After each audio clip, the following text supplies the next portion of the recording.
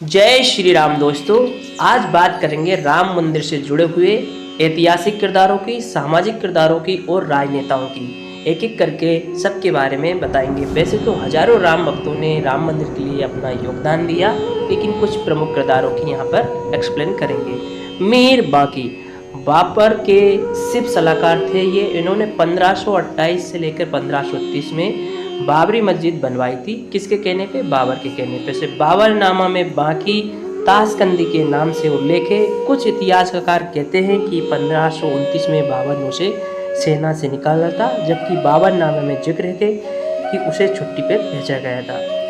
अब Francis Buchanan British surveyor थे और उन्होंने क्या किया, 1813 में बुकानन ने अपनी सर्वे रिपोर्ट में लिखा, इसमें पहली बार जिक्र किया कि अयोध्या में मस्जिद की दीवार पर शिलालेख मिला है, जिससे इसे बाबरी मस्जिद कहा गया है। महंत रघुवर दास जी का रोल था। 1885 में महंत रघुवर दास ने पहली बार मंदिर निर्माण के लिए भेजा हुआ सिविल कोर्ट में याचिका दायर की थी। याचिका खारिज हो गई, लेकिन इससे मंदिर निर्माण की कानूनी लड़ाई का हिस्सा खुल गया। मीर वाकी ने बाबर के कहने पर मंदिर को तोड़कर मस्जिद को बनाया था। इस चीज़ को फ्रांसिस बुकानन ने जस्टिफाई किया था। इसके बाद में महंत रघुवर दास जी ने 1885 में फर्स्ट याचिका दायर की थी। इसके बाद बात करते हैं परमहंस रामचंद्र दास जी की। इन्होंने 1949 में मूर्तियां प्रकट होने के साथ परमहंस रामचंद्र दास का नाम भी चर्चा में आ गया। तब हिंदू महासभा के नगर अध्यक्ष थे। 1990 में अयोध्या में कार सेवकों को जुटाया गया और 31 जुलाई 2003 को 92 की उम्र में इनका निधन हो गया था, परमहंस रामचंद्र दास जी का। महंत अभिराम दास जी की बात करें तो 1949 में मूर्तियां प्रकट होने के बाद दर्ज हुई एफआईआर में महंत अभिराम दास को भी नाम था। वे मूलतः बिहार के दरभंगा जिले के थे। उन्होंने अपने शिष्यों से कहा था कि रामलला ने सपने में आकर अपने जन्म का सटीक स्थान बताया। गोपाल सिंह विशारद का इम्पोर्टेंट किरदार था। गोपाल सिंह विशारद ने रामलला के दर्शन और पूजन के व्यक्तिगत अधिकार पर 1950 में फैजाबाद कोर्ट में मुकदमा दायर किया था। ये राम मंदिर विवाद की शुरुआती 4 सिविल मुकदमों में से एक था। 1986 में उनके निधन के बाद उनके बेटे राजेंद्र सिंह की केस की पैरवी करते रहे। इसके बाद के नायर, ये राम मंदिर से जुड़ा हुआ सबसे अहम किरदार निभाने वाले थे। के नायर 1949 में मूर्तियां प्रकट होने के वक्त फैजाबाद जिले के अधिकारी हुआ करते थे। उस समय अयोध्या धाम फैजाबाद जिले के अंतर्गत आती थी। राज्य सरकार और पंडित नेहरू के कहने पर भी नायर ने मूर्तियां नहीं हटाई। 1992 में बीआरएस लेकर जनसंघ के टिकट पर बहराइच के सांसद बने और 7 सितंबर 1977 में उनका देहांत हुआ है। के नायर के बारे में मैं थोड़ा और बता देता हूँ। 1949 में श्री राम भगवान की मूर्तियां प्रकट हुई थी। केंद्र सरकार में नेहरू जी की सरकार थी और स्टेट में भी कांग्रेस की सरकार थी, और उन्होंने लगातार उस के नायर को बोला कि वहाँ से मूर्ति हटवाइए, लेकिन के नायर ने नेहरू जी की बात की अवहेलना करते हुए मूर्ति को नहीं हटवाया और बाद में बीआरएस लेकर राजनीति में आ गए। महंत नृत्य गोपाल दास जी की बात करें, मंदिर आंदोलन में सक्रिय महंत नृत्य गोपाल आंदोलन के जन्म 11 जनवरी 1938 को मथुरा को कहला में हुआ था और 1990 में कार सेवक को नेतृत्व किया था। जनवरी 2002 में अयोध्या से दिल्ली तक चेतावनी संत यात्रा निकाली और 85 साल के महंत श्री राम जन्मभूमि ट्रस्ट के आज वर्तमान अध्यक्ष है। चंपत राय 1946 में यूपी के बिजनौर में जन्मे चंपत राय आरएसएस से जुड़े हैं। संगठन के प्रचारक के तौर पर मंदिर आंदोलन के खड़ा करने में अहम भूमिका निभाई। आज वो राम जन्मभूमि तीर्थ ट्रस्ट के महासचिव और राम मंदिर निर्माण में अपना प्रमुख चेहरा है।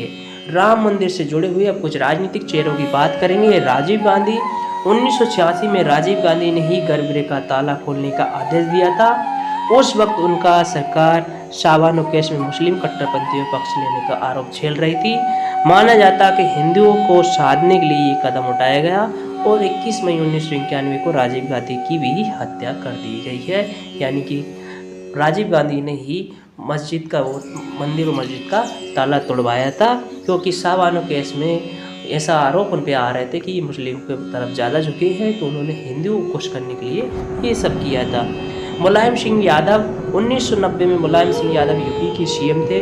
उन्हीं के आदेश पर 30 अक्टूबर 1990 को अयोध्या में कार सेवकों यानी राम भक्तों पर पुलिस ने गोलियां चलाई और अगले चुनाव में उनकी सत्ता गंवानी पड़ी। मुलायम सिंह यादव का 10 अक्टूबर 2022 को निधन हो गया।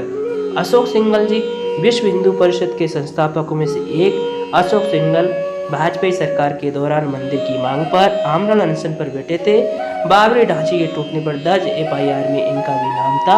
17 नवंबर 2015 को 89 साल की उम्र में इनका भी देहांत हो गया। लाल कृष्ण आडवाणी सोमनाथ से लाल कृष्ण आडवाणी ने 25 सितंबर 1989 को मंदिर के लिए रथ यात्रा शुरू की थी। बाबरी ढांचा टूटने की FIR में इनका भी नाम था।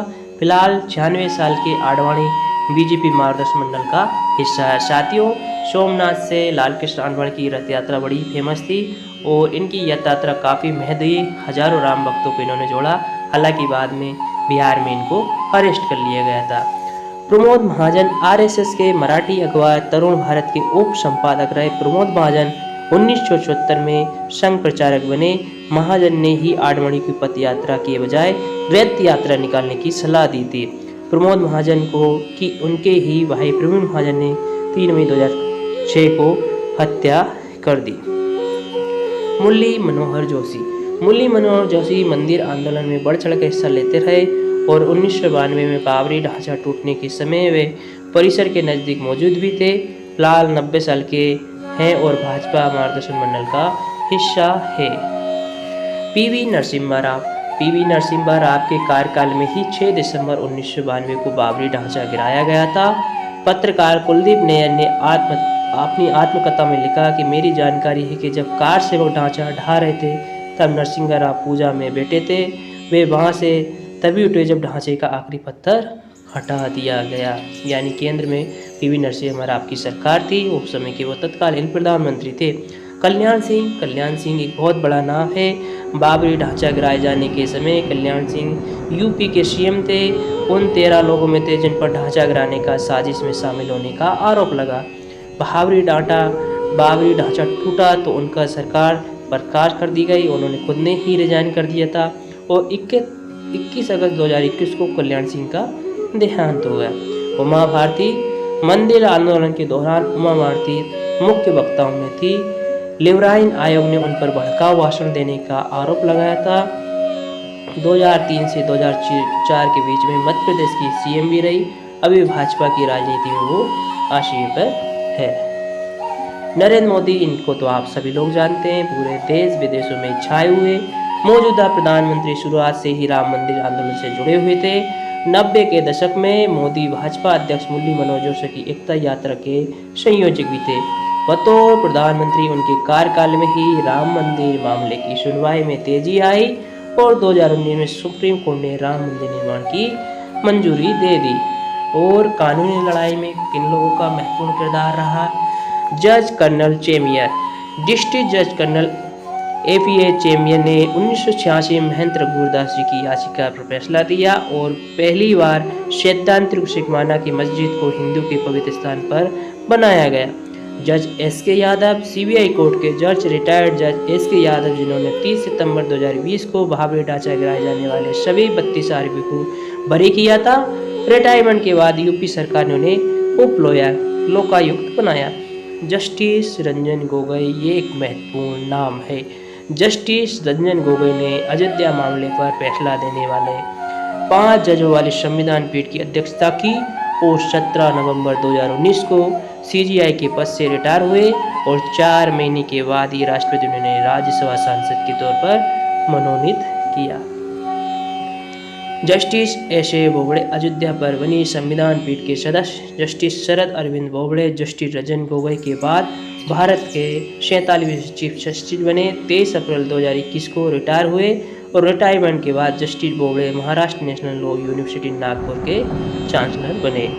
जस्टिस DY चंद्रचूड़, अयोध्या पर बनी संविधान पीठ में जस्टिस धनंजय यशवंत चंद्रचूड़ भी थे। सबसे लंबे समय तक भारत चीफ जस्टिस रहने वाले जस्टिस BY चंद्रचूड़ के बेटे फिलहाल जस्टिस चंद्रचूड़ भारत के मौजूदा CJI है। जस्टिस अशोक भूषण, अयोध्या संविधान पीठ में चौथे जस्टिस अशोक भूषण जुलाई 2021 को रिटायर हुए थे। 4 महीने बाद ही नवंबर उन्हें national company law appellate tribunal का चेयरपर्सन बनाया गया। जस्टिस एस अब्दुल नज़ीर अयोध्या संविधान पीठ के 5वें जज थे। जस्टिस एस अब्दुल नज़ीर नोटबंदी की चुनौती देने वाले याचिका पर फैसला सुनाने वाले जजों की बेंच में भी शामिल थे और जनवरी 2023 में रिटायर हुए और 1 महीने बाद उन्हें आंध्र प्रदेश का राज्यपाल बनाया गया। तो साथियों, ये थी राम मंदिर से जुड़े हुए अहम किरदारों के नाम और उनका संक्षिप्त डिटेल। आप लोगों को भी अगर ये पसंद आया तो अपने दोस्तों को जरूर शेयर कीजिए। राम मंदिर से विशेष पहलू में यहाँ पर आता रहूँ।